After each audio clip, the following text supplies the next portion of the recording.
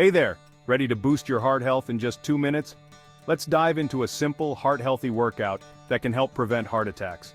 First up, walking.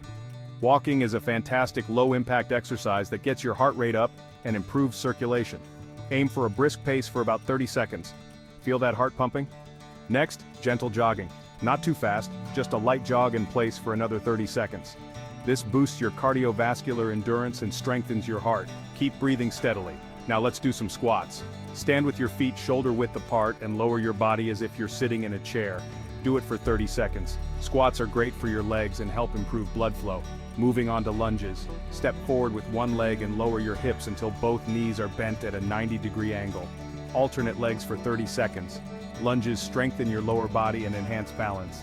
Finally, let's finish with arm raises. Stand tall and raise your arms straight up, then bring them down to your sides. Repeat for 30 seconds. This simple move helps improve upper body strength and circulation. There you have it. A quick, heart-healthy workout that fits into any busy day. Remember, consistency is key. Exercise regularly, eat a balanced diet, and you'll be doing wonders for your heart. Don't forget to subscribe and share for more tips on staying heart healthy. Thanks for watching.